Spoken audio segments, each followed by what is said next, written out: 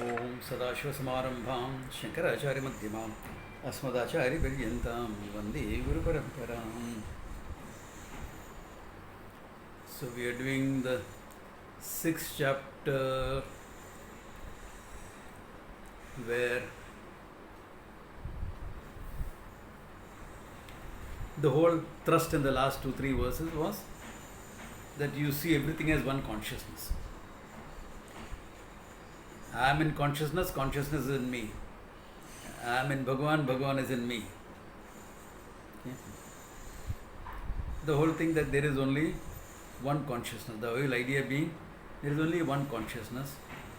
For functioning, there is some differences, but in reality, there is only a consciousness. As far as functioning is concerned, of course, Ishvara, individuality, everything comes in. Because functioning is meant for the finite guy, which is a role that the consciousness is playing, if I may put it that way. Okay. So, they are not real, they are not absolute, they are nothing but a manifestation, not real. Mayikam we call it. So all this we saw elaborately over the last 3-4 verses. Any questions, clarification on this before we go ahead? Because we have seen up to verse 32. Atma Upam, correct? 32 also we saw, or 32 we have to see? We saw somebody. We saw that, yeah. And he also saw that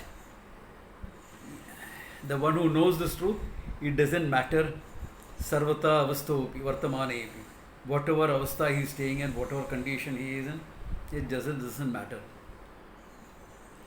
Because the lifestyle is mithya anyway.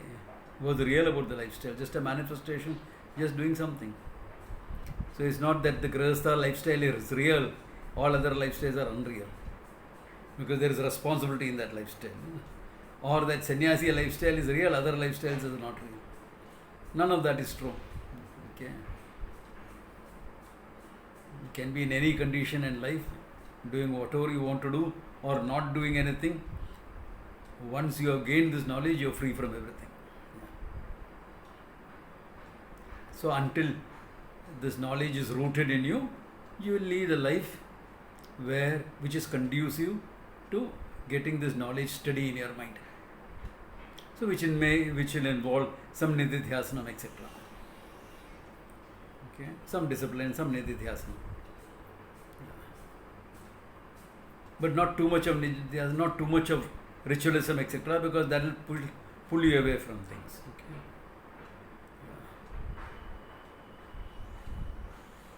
Some amount of it as a discipline, as growth is good. Overdoing it creates its own issues.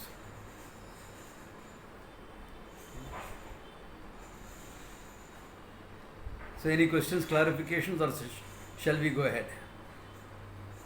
Okay. Now after saying all this, Krishna must have taken a pause. He said, सब कुछ बता दिया. Told everything now. So when Krishna stops, Arjuna gets a chance to ask a question. So a question pops up. Okay.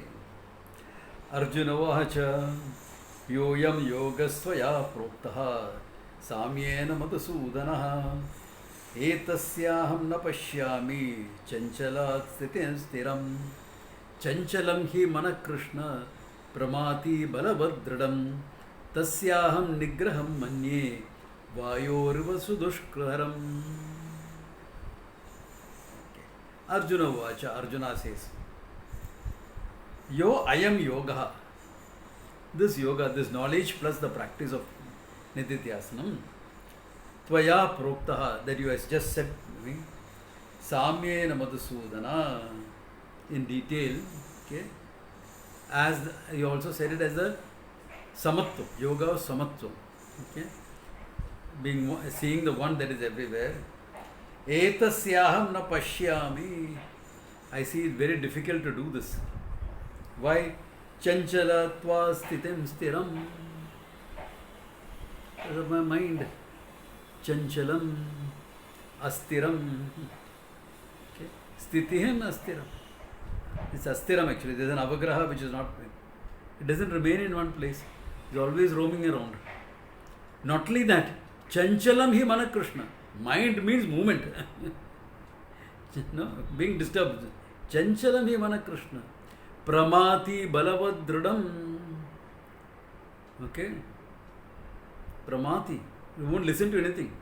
Balavat, stubborn, pig-headedly. Dridam. Balavat dridam, pig-headedly stubborn. Okay? Tasyaham nigraham manye. To control that.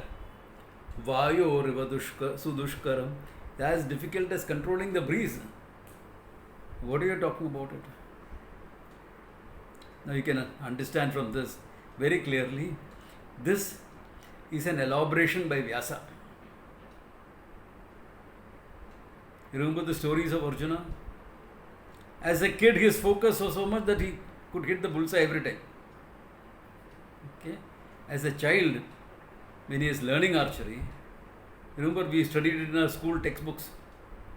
Drona asking him to, the only person who Drona asked to fire was Arjuna, because that's sure. So he had already mastered the mind then.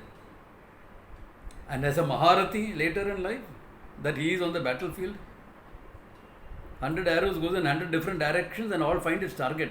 Mind is focused, no issues. Mastery of the mind, etc. is not an issue.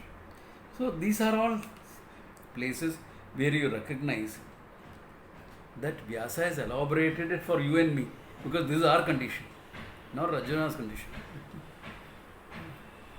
That the mind is difficult. Most of us have this complaint. The first disturbance that comes up in meditation is to be disturbed. All the things that you have not thought of before will come in meditation. Including if you are doing meditation in a group or something, have I locked my door? Have I off the gas in the kitchen?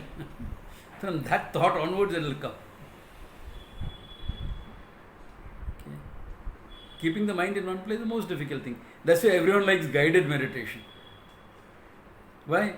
Because you just have to listen to that voice, no? Guiding you. It's easier. You get less disturbed. But you have to learn to do meditation on your own. Guided once in a way we will do. But it has to be done on your own, because it's an independent practice. This is not some energy work or something that the power of the group will sustain you. It's not meant like that. You are supposed to sustain yourself, one-on-one. That's how it is supposed to be. Yeah. Because you are the one who's owning up. You are using the word that works for you in Nididhyasana to sum up the teaching. What works for you, what works for somebody else may be a different word. Okay. So, mushkil hai. Okay. And people don't make it a part of the routine also. With all good intention, people start. I'll get up early morning and do it. And they start getting up earlier by half an hour, 1 hour, whatever. You can't sustain that. That is not sustainable. Why? Because you have to put in extra effort. Make it part of your routine. Say, after my bath, I will do it in the morning. Or after my first cup of tea in the morning, I will do it. Let it be part of your routine. It's easier to do it then. Because you are integrating it into your routine. I am not saying make meditation routine.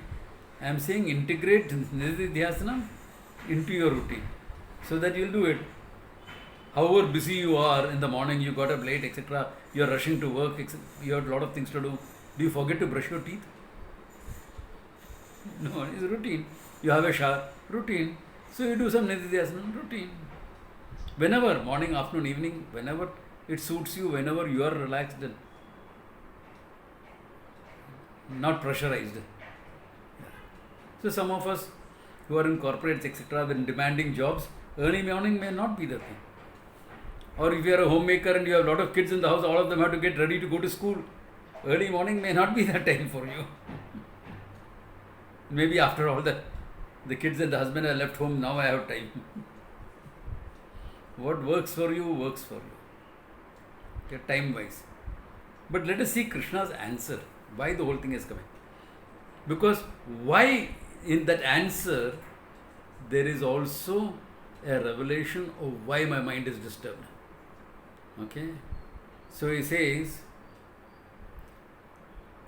Sri Bhagavan Uvacha Asamshayam Mahabaho Manatu Nirgraham Chalam Abhyasena tu Kaunteya Vairagyena cha Grihyate. Sri Bhagavan Uvacha. Bhagavan answers that. What is that? Asamshayam Mahabaho. Without a doubt, hey Mahabahu, Manaha Durnigraham Chalam. Mind is difficult to control.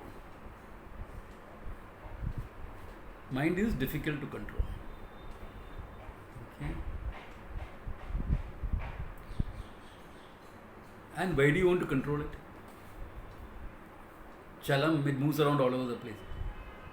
The whole attempt is, Nigraham is translated as control.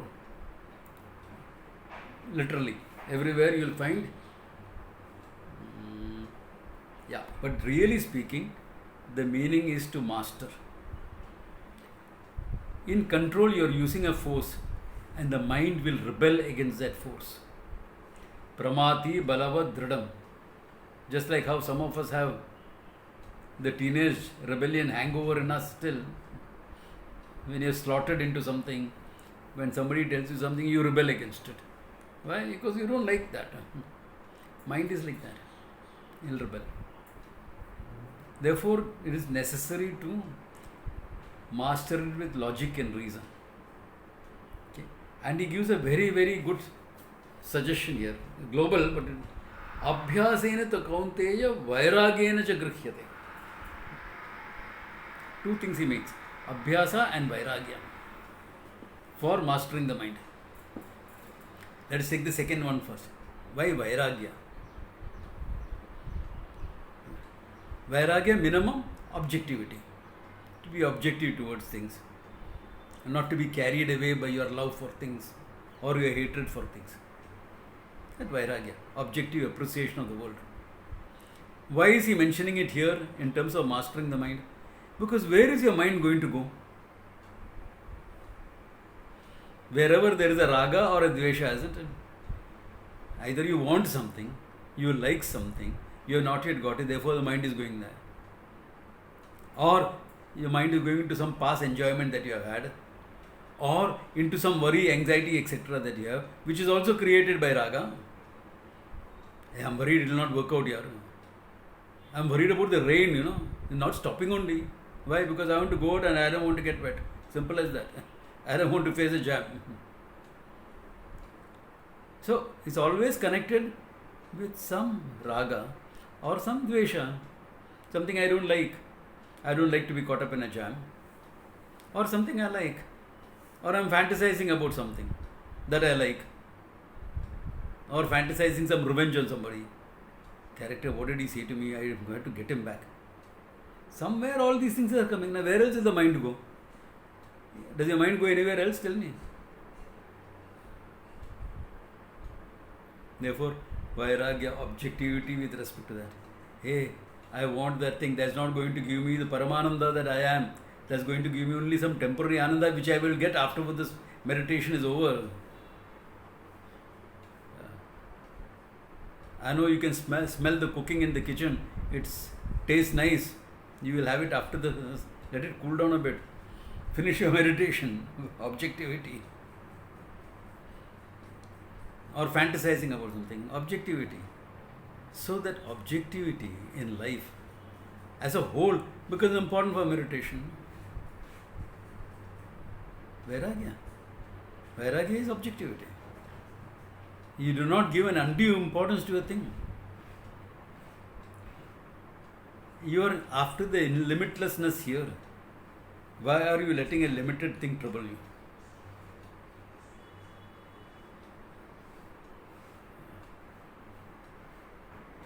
It's like Diwali around the corner. All Diwali sweets are spread in front of you, and you're thinking of some crystals of sugar.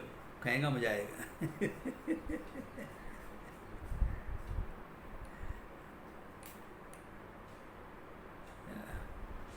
What spread is there in front of you? What are you thinking about a few crystals of sugar? Same way. Atmananda, Paramananda is waiting for you. What are you doing? I want that, I want this. Have that objectivity in life. At least for the time being, you can get that. I'm not saying give it up, forget it, don't have it. I'm not saying that.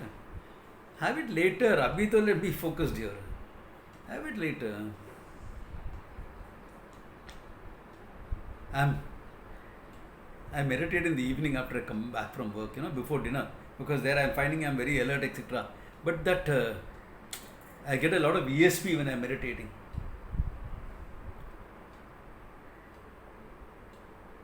Something is waiting for me, saying, pick me up, pick me up, pick me up.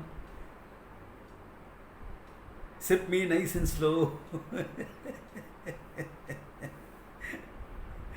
A glass of whiskey is waiting. You let it wait, nah. It's not going to go anywhere. It is there in your personal bar. किधर जाने वाला नहीं है. Let it wait. Finish this and then go have it. Yeah.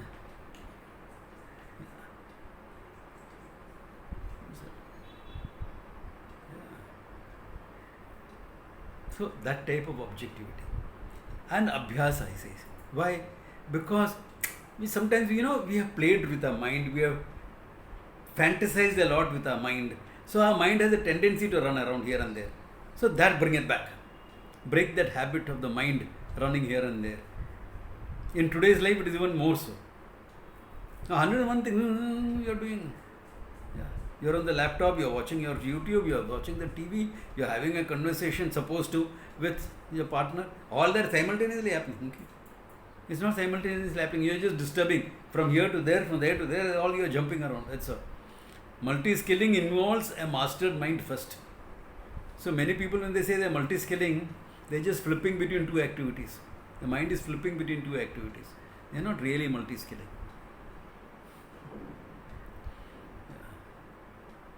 If you have mastered mind, very focused like how Arjuna was, then multi-skilling is possible. Yeah. Because you can have that diffused awareness focusing in 4 or 5 things and do it. But that diffused awareness we don't have. To get first, before you get diffused awareness, you need to have that focus. So that's where abhyasa comes in. My mind is used to running around because that's how I train my mind. In fact, I have not trained it. It naturally runs around. So abhyasa, repetition. To repeatedly bring it back and learn to have that focus. It's a question of discipline and practice. Anything can be achieved in practice. Let me tell you that. Anything. Yeah. Ordinary skin and bones and some flesh can go through bricks and wood and how? Abhyasa. Repeated practice that has strengthened it so much that it can do it. Sheer abhyasa, nothing else. How did you get that? What is your secret? No secret. I kept punching the wall 500 times every day. Oh my God. Okay, start with 100 times. After one, then what to do? Abhyasa, vairagya. Vairagya towards that pain also. Abhyasa, simple. We are not asking you to do something painful like that. We are not asking you to do something painful like that. Simple, get the mind back, keep it back, keep it back, keep it back. Keep repeating it, you'll get it. But we are used to instant gratification. We don't have the patience to stick to anything. Olden days, that instant gratification was difficult. Let us say you felt like eating a laddu. Your mother had to make it from scratch. So she'll say, not today. I'll make it on Dasara day. 5-6 days left. I feel like eating it today, but 5-6. Dasara. That itself is delaying it. And make it from scratch and have it. Today, who felt like eating laddu? Amazon, Swiggy and what else? Order. Delivery in 10 minutes. Guaranteed. There are apps like that. No? You all know of it. I don't have those apps on my phone. Instant gratification. Yeah. So, do you have the patience to delay things? Do you have the patience to stick to something? Anything in the world. You need to do that. Like I am not very well versed in sitting in front of the laptop, handling it, all that emails. I'm not good at it. Why?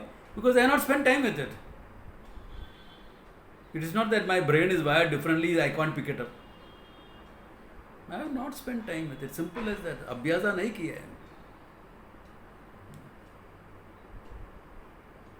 And 72, how much abhyasa I should put in for that is a different question.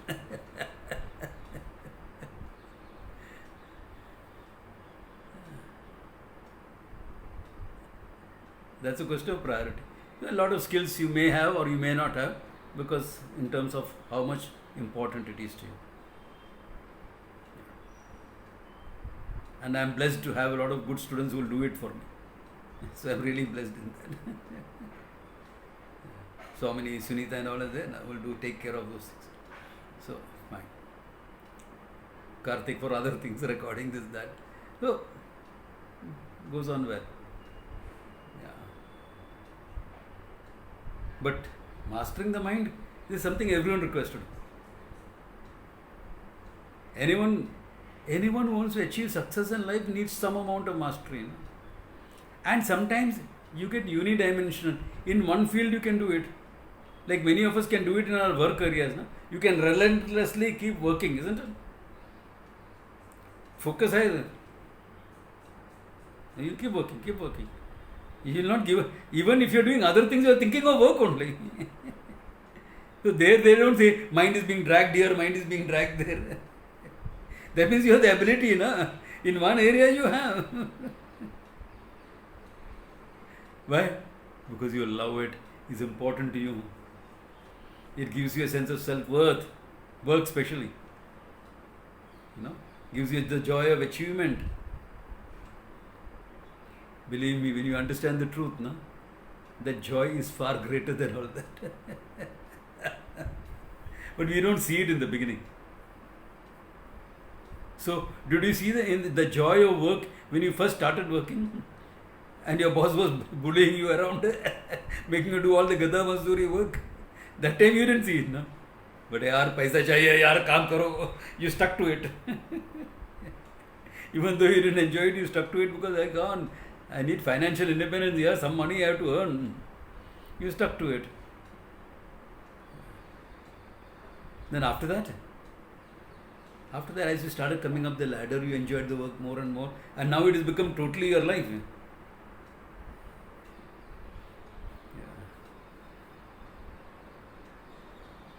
So there the focus is there always.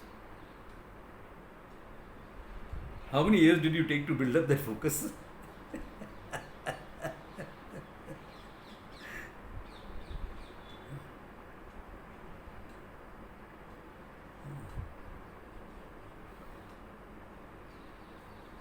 So same way here. It won't take that long, guaranteed. This is a more global pursuit. It's a much more global pursuit. It won't take that long. Some time it will take. The ability to keep the mind where the mind should be. Distractions will be many. Yeah, today's world distractions are huge. In fact, one of my martial instructor said this. This type of practice, you can't do when you are living in a city. You have to be living in a monastery somewhere in the Himalayas. Then you can do. I say, you come to my ashram in Rishikesh, I'll show you what all distractions can be there. If the mind has to be distracted, it can be distracted anywhere. If my mind is a monkey, it will be a monkey whether it is in Bombay or in Rishikesh or higher up at Gangotri. It's like this sadhu who came to stay in Rishikesh because he wanted to spend time meditating. This is a true story, okay? That's why I'm not mentioning names. Then, Rishikesh mein bahut sadhu log hai. They'll ask you, kaun sadhu? Kshetra kya? All sorts of questions will come. I'm disturbed here. भंडारा में invite मिलता है, फिर जाना ही पड़ता है. क्यों मत जाओ ना, और किसको दे दो इनवाइट. बड़ो बढ़िया खाना मिलता है, दक्षिणा मिलता है, तो जाना पड़ता है. So he decided Too many disturbances, went to Uttarkashi. Uttarkashi is a place of birds. Birds and birds and birds. And all the dam construction, all is happening. What disturbance of that? And rainy season, landslides will happen. This time everyone is this thing. Oh my God, you're going to Rishikesh. There's landslides in Uttarkashi. Every year it takes place. I know that. I've been there. Sometimes I have passed just before or just after the landslide. Just after also, climb over the thing and come out. So key hai. So I know it happens. No big deal. But too much of disturbance. I'll go to Gangotri. ठीक है, Gangotri चलें. In Gangotri, what happens is the Ganga makes a lot of noise because it leaps down into a pool. It's rushing through. It's a young river. In fact, you are supposed to shut up and listen to the Ganga. That's the only meditation you can do there. You shut up and listen to the Ganga. So, by that time, a few months had gone and I was taking a group and I landed up at Gangotri. And I met this man. हाँ महाराज जी, अभी ध्यान कैसा चल रहा है यहाँ? अरे यार, गंगा बोध. So now I wanted to play something with him. I said, Tapovan चले जाओ ना. Tapovan is beyond Gomukh. गोमुख चले जाओ, नहीं तो गोमुख के आगे तपोवन है, वहाँ चले जाओ. आ जाइए अपना साथ, हम लोग गोमुख जा रहा है. लेकिन गोमुख में भिक्षा कहाँ से मिलेगा? There is no kshetra in Gomukh. There is only one Lal Baba's ashram there. Ashram, 3-4 rooms, that's it. Rooms means rooms. Mud walls and mud flooring. That's it, room. But it's big thing. You are protected from the elements. And for anyone, he will give you food for 3 days. Because that's the ashram niyama. Any sadhu comes in or anyone comes in, for 3 days, 3 nights, you will get food. Ashram traditions, these are. But he wants to sit down and समाधि में जाना है उनको, बहुत time लगेगा, बहुत दिन लगेगा. So there he can't stay, भिक्षा नहीं मिलेगा. तपोवन, तपोवन बहुत सुंदर है. But there is no place to stay also. You have to take a tent or make your own shelter from natural materials. We can do. I went with a backpack and, not a backpack, a jhola, and did that. Spent a night in Tapovan, making its own, some shelter like thing between the rocks, etc. You know, can do that. लेकिन भिक्षा तो नहीं मिलेगा. Disturbances, quiet place, कहाँ मिलेगा? Wherever you are, master your mind. Mind mastery is not done in isolation. Mastery of the mind is done wherever you are. It is not meant to be done in isolation. It cannot be done in isolation. How do you know you have mastered the mind? Swami Chinmayanji used to tell a story. One guy went like this to Gangotri to sit down a minute. Now I have overcome my anger, this, that, etc. Maharaj ban gaya. Then he came down. He came down to Rishikesh and someone told him, Om Namo Narayan Swamiji. Huh? He is greeting you nicely. Om Namo Narayan. Om Namo Narayanaya, etc. In North India, they don't say. They like to eat up vowels. Om Namo Narayan. महाराज जी कितना गुस्सा क्यों हो गया? स्वामी जी बोला, महाराज क्यों नहीं बोला? Where is Sanchit gone today? Sanchit is not there. He always calls me Maharaj. What happened to all this anger business? When there is nobody to get angry on, you have mastered your mind. See whether you have mastered your mind. When your husband is there, when your wife is there, then you will know. And you get irritated with them. So mastery has to happen right here, na? Vairagena abhyasena. Too much of ragadveshas, karma yoga. Ishwararpanam prasada buddhi. When it is managed to an extent, develop more vairagya, more objectivity. And abhyasa, the practice of letting the mind be where it is. It's simple, keep the mind there. Don't let it be disturbed. Keep the disturbances away. As Krishna said it somewhere else when he was teaching meditation, the previous verses. Bahisparshan bahi kritva. Keep the objects outside. Don't internalize them. Don't bring it inside. Keep it outside. Let them be outside you. Yeah. Simple as that. Simple. Take some time and effort. Yep.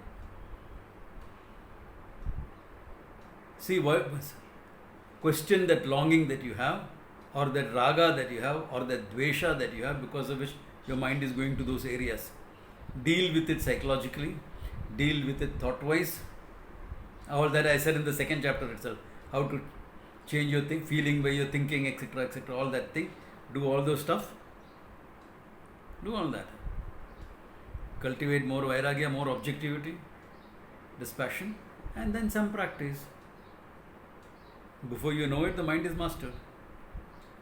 Yeah.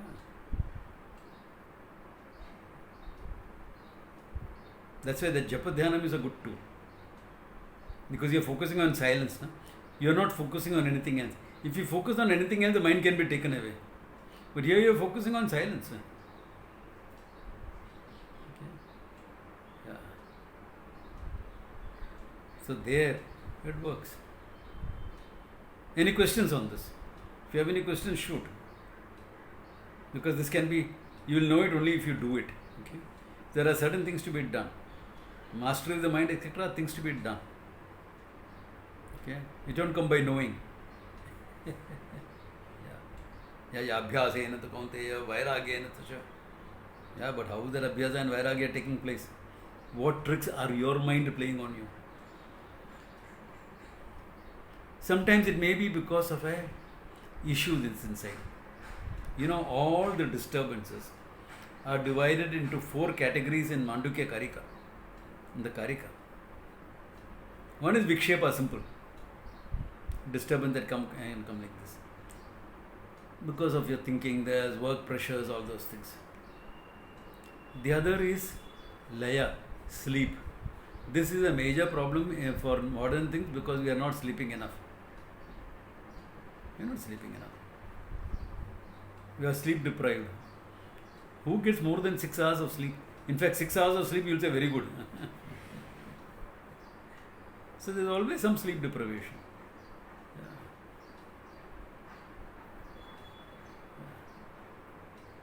Yeah.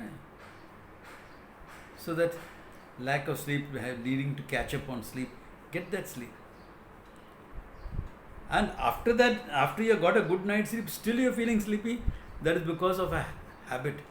Your mind knows to be thinking and awake, or not thinking and asleep. It doesn't know how to be thinking but not thinking but awake. It doesn't know that. There is where abhyasa comes in. No, I'm not thinking but I am awake. To train yourself into that. That is a very natural state. It seems unnatural because you have not done it before. But it's equally natural as thinking and awake. To be not thinking and awake is equally natural. But it takes some time to get there. Once you get there, you will realize how natural it is. So it's a question of some practice again. Use whatever aids you want. Cup of tea, coffee, whatever. You use what aids, it doesn't matter to me. If you need a cup of coffee before you meditate, please have that cup of coffee. Why do you think we keep tea in our ashram at Rishikesh at 5 o'clock in the morning?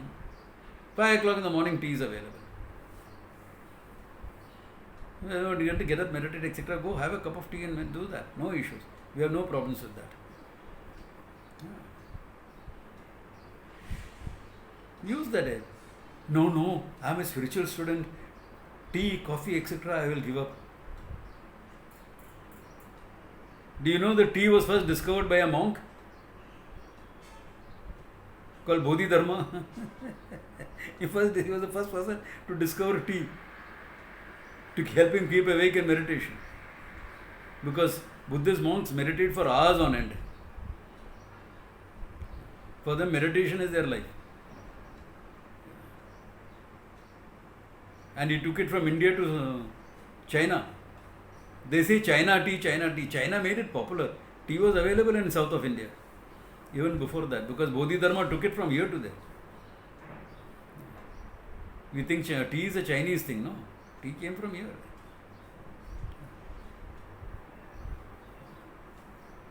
Of course, there's a legend around it.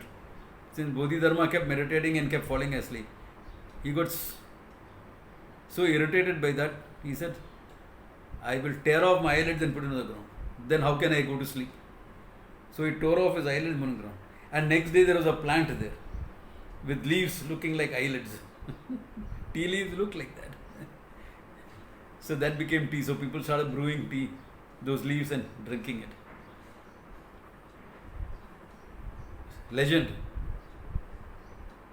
But what I am trying to say is, if you need some tea or coffee before you meditate, please take it. Don't hesitate on that.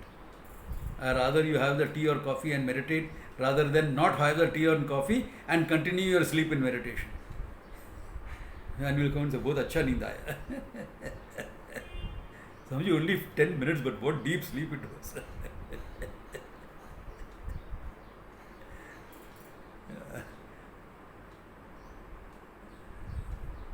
Okay.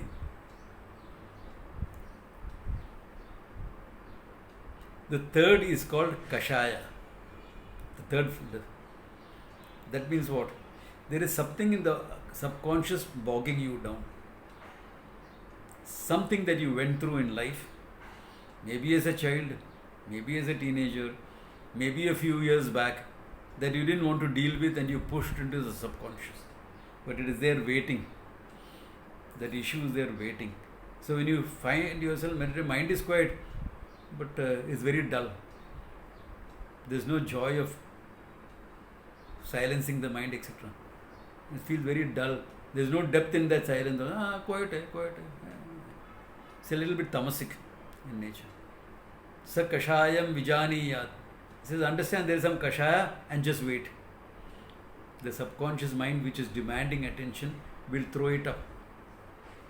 At that time, have an attitude of acceptance. Please don't get disturbed by what thought comes up. How can I have such thought like that? You're human, you can have thought like that.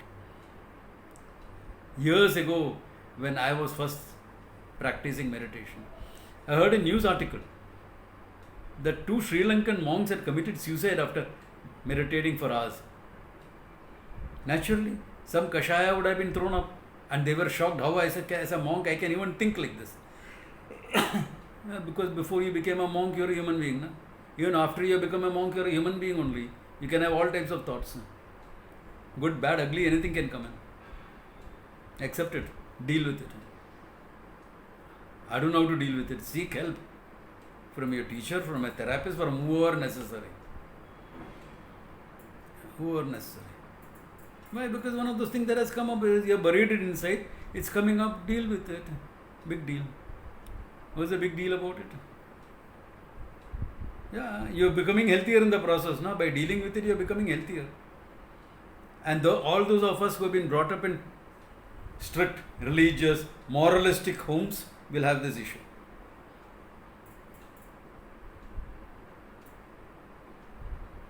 If you have been brought in a more liberal home, the discipline of getting your mind ready will be lacking. If you are brought in strict, moralistic homes, religious homes, the discipline is not lacking.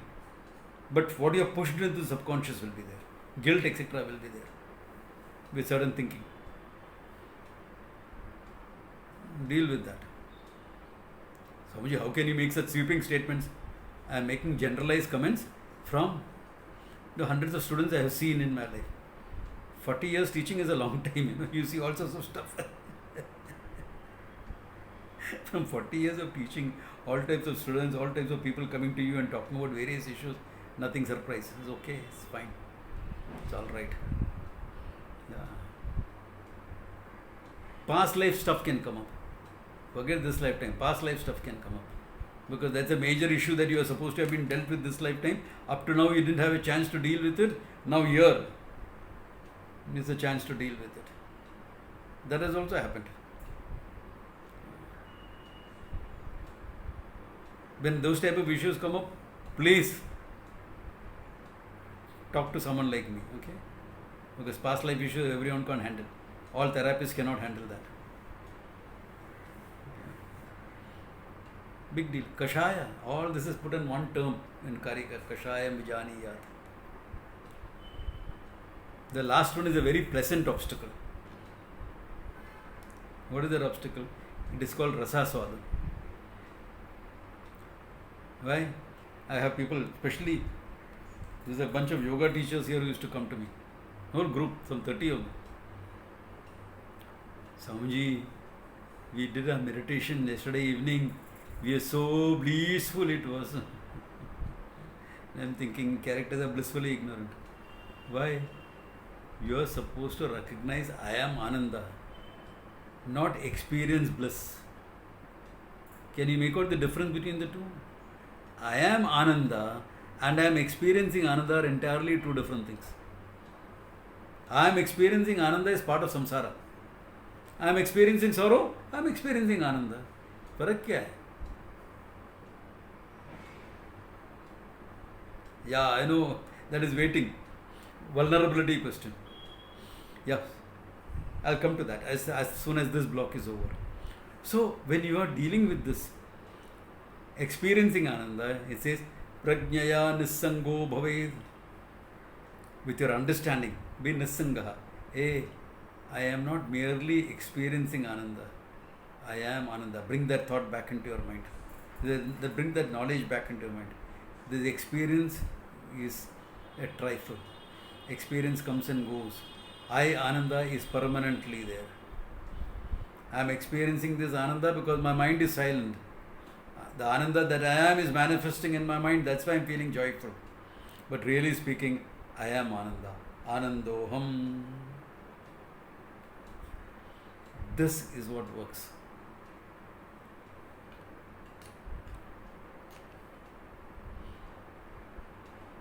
These are the 4 major classes of disturbance. Don't worry, there can be more nuances to it. Each one is unique. Therefore, each one can have unique nuances of all these 4. It will be classified into these 4, but there can be nuances of this. One thing that happens in meditation, it will happen in the class as well when you understand Vedanta. Especially in meditation, it will happen. I said last time I'll speak about it and I'll ask someone to remind me. The question of vulnerability. Meditation involves dropping all your roles, isn't it? It's not doing something. You're not picking up a role, I am meditator. What is meditation? You're dropping everything, isn't it? Father, mother, brother, son, all that is dropped. When you are dropped of all that, the core of what you are will come up. Roles you picked up after your birth, isn't it? Previous lifetime, forget it for the time being. All these roles you picked up after you are born in this. So when you keep dropping all those roles, what will come up? The core of what you were before you picked up the roles. This is a core is Sakshi. You not yet come there. The core is what in psychology we will call your vulnerable child. You are very vulnerable because a role also becomes a defense. Because it becomes a way of coping with a situation. You are relating to somebody. Therefore you pick up the role of a partner or something. Which is a way of coping with that. No? And as a partner, do you really, honestly open up your heart totally? But I have a right to privacy, no? Yes, you have. Therefore, when are you really vulnerable? In some areas you are vulnerable. And some moments of vulnerability will be there when you are very close, intimate, emotionally intimate with each other. That may have happened during physical intimacy also. But it is those few rare moments where you are that open and vulnerable. Otherwise, your guard is always up.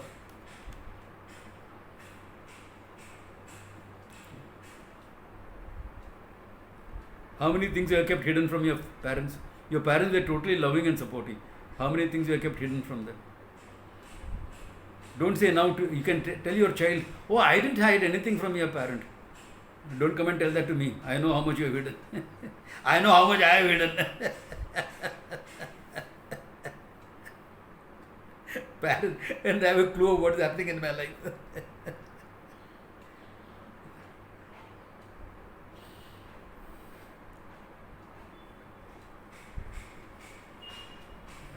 I did some voluntary work in 1971 and came home.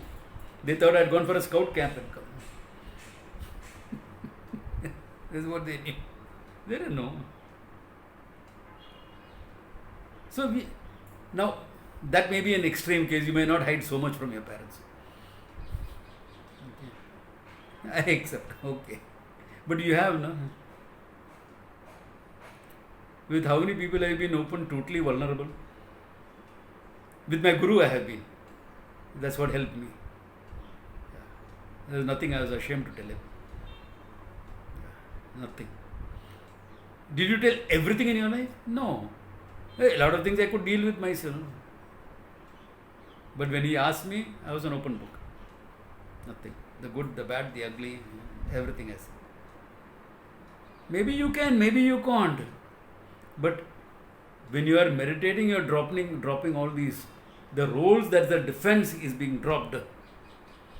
The role which helps you relate, which helps you cope, which helps you manage, which makes you competent, dropped. Your will dropped.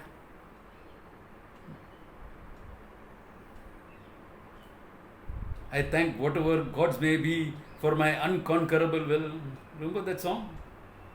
What is that song? I forget now. Invictus. Yeah. I am the master of my soul, I am the captain of my ship. Yeah, correct, Anna. And that will you're dropping. Well, that's a role in life. The highest thing the will can do is to drop itself. It's a choice you're making in meditation to drop it. That is why prayer helps. In prayer also you drop it. There are prayers like that, na, which will invoke your vulnerability. They seem simple bhajans, but they invoke your vulnerability. सब कुछ हार के आया हूँ, अब क्या हार चढ़ाएगा. Playing with words in Hindi. I lost everything and I have come to you. Abhi, what har can I give you? What garland can I give you? सब हार के आया है. Vulnerability. Prayer. A more sophisticated one. Uddharamam dhinam atidhinam balahinam. Swamiji's composition. God, Uddharamam, lift me up, dhinam. I am weak. Atidhinam. Balahinam. No strength, nothing. Said by one of the most powerful people I knew, okay? Yeah. So you're dropping that will. And through prayer, that's why a little bit prayer before meditation helps. That brings out that prayerful attitude. It helps dropping that will. That's why many religions have that concept of surrender. Surrender is not to a person, never.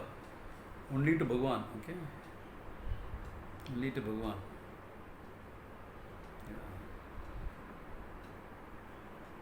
That surrender. What is the surrender? Dropping your will. That is the surrender, really speaking. I am not standing independent of you. I don't have to defend myself to you.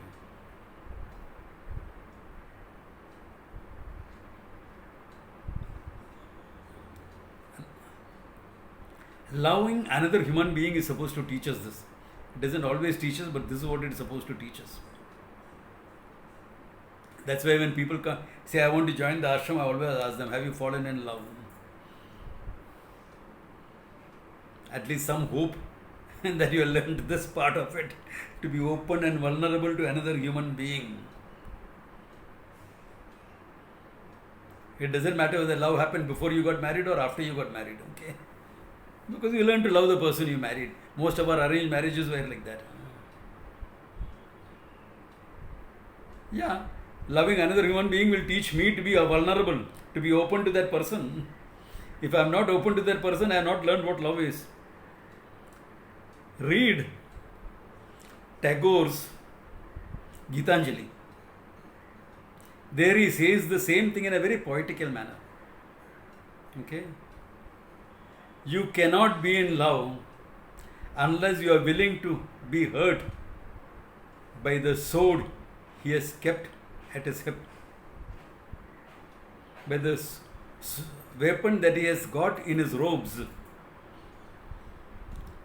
If you are not, in other words, if you are not willing to be hurt, you cannot be in love. Why? What do you mean willing to be hurt? I am opening my defenses now, I am not having defenses. That's why to fall in love, you need to feel safe.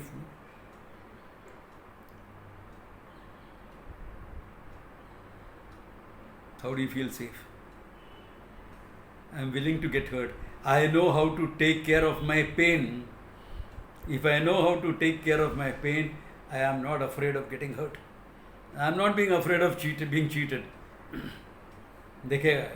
I'll deal with that. Not an issue. Not an issue. Not easy. Not easy. So, if you are going to a person, whether it is a person that you love or a teacher, a guru, etc., religious leader, etc., be sure that the right person. Surrender to a person who doesn't need your surrender. He's happy without it. Then it is works. Yeah, that's work.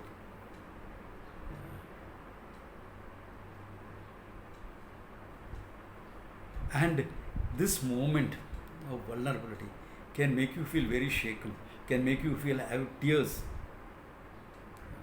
I've seen this happening in the class when people are moved by this, by something I've said or by some unfoldment of the truth, generally unfoldment of the truth, because it has broken through your defenses and touched your core of what you are, touched your soul, as they say in English. So you feel that. That means it is working. That means the teaching is working, your meditation is working. In fact, those of you who came with me for the first Rishikesh camp I did after Swamiji Samadhi, 2016, I think, we did that vulnerability meditation also from the Taittiriya Upanishad. To sit with the sky above you, the earth below, you are standing with nothing. You have dropped everything. Sky and then you are connecting up the two. There's nothing. Bare. Try that out.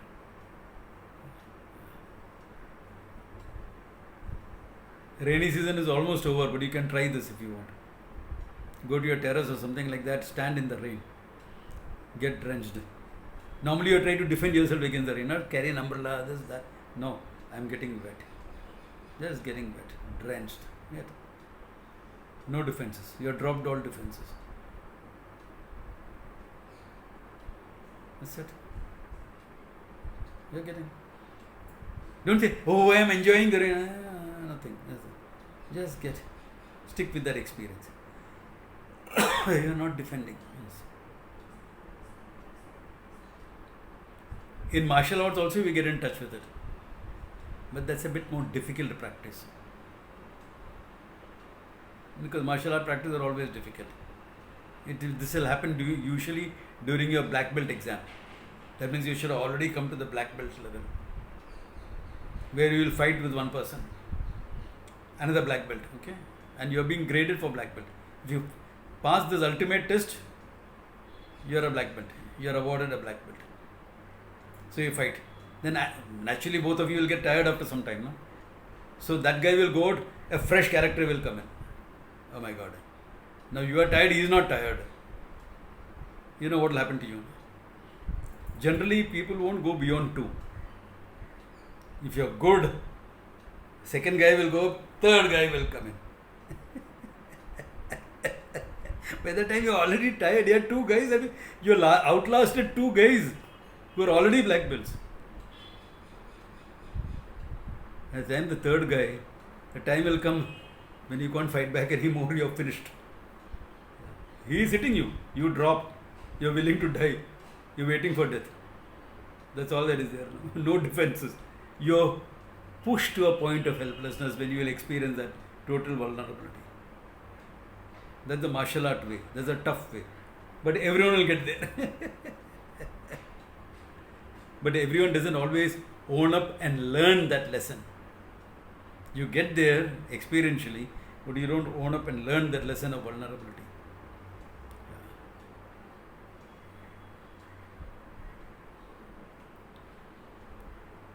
But you don't have to do it the hard way. There are simpler ways of doing it. Yeah, Prashant, you have a question? Swamiji, Yeah? I just had a question about this getting in touch with a vulnerable self. So when we pray to Bhagavan, especially in difficult times, generally we pray for a particular outcome or to get relief and all that. So as a practice, is it advisable to kind of drop that sort of specific prayers? Don't drop that prayer, because you need the grace also. Here, just pray acknowledging your helplessness. Lord, I surrender to your will, what you want will happen. Navaratri time, Durga Shaptashati has a verse, Mat sama papaki nasti. There is no sinner like me. Papagni tvat sama nasti. There is no one who will destroy papas like you. Evam nyatva yatha devi yatha ichhasi tata kuru. Knowing this, whatever you want, you do it. That's what surrender. No? Yatha ichhasi tata kuru. I have not come to pray for anything for myself. I have not come to defend. I have not come to justify.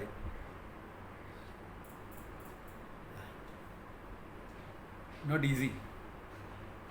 But once you do this and you are really in touch with your vulnerability, you get a toughness and a strength which is unbelievable, I'm telling you. Why? Because that's it. The core of all your strength is vulnerability. If you can take care of that vulnerability, you're fine. This is a simple example. This tough muscle, no?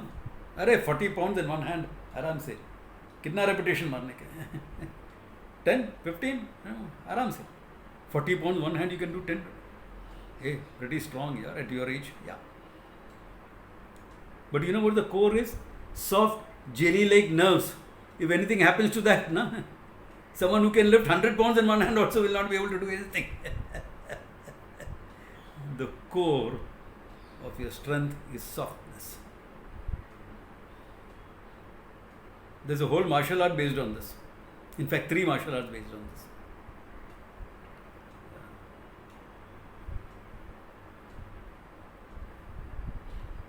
It's paradoxical, yes, it is paradoxical. But strength comes from that. You know, there is an English poem which says something similar. Talking about a war. Death roaring from the skies, death roaring from the grounds, death roaring in front of you. Because all bullets are flying. Okay? It goes on to describe the whole horrors of war. Then it says, we that have seen the cleanest hands defined, the holiest eyes unholy, we that have seen men broken, we know that man is divine. Because it takes that sometimes, you know, it takes that sometimes. To be able to say, hey, I can be a rogue. I have it. My dark side is there. I have it. Who doesn't have it? So this is with vulnerability. Get in touch with that. Then your meditations, your spiritual pursuits, all that will take a much bigger edge. Take it from me. I have been there. You know.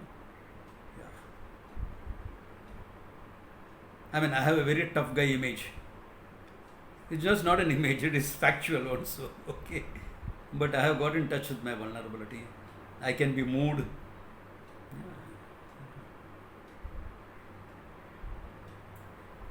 Kamba Ramayana. I'm telling you various places where you can see this. Kamba Ramayana. First time Ravana meets Rama in battle and he is defeated and he is walking home. He is walking home. Okay. There he is saying that the gods will laugh, he did not care. That other Rakshasas will laugh because at his defeat, he did not care. That Gandharvas, Yakshasas will laugh, he did not care. But that slim-waisted woman with spear-like eyes, spear-like glances, she will laugh, and that cut him to the core. Talking of Sita there, okay? The slim-waisted girl with spear-like glances will laugh, and that cut him to the core. His vulnerability happening. And I saw a young man, boy actually, 18, 19-year-old, portraying that Ravana like that. Oh, it was one of the best scenes I ever seen years ago. When our youth group put up this Kamba Ramayana in Chennai on Congress grounds. Still people remember it. Art critics will still remember that show in Chennai. Beautiful. So, hey, in every literature it is there. Which literature it is not there? We miss it. We miss all this. So it's time not to miss it. Get in touch with these. Okay. Then mastering the mind, etc. will happen. No big deal. Okay. So good place to stop. Think about it. If there are any questions, come back next time with it. Okay. Om Tat Sat.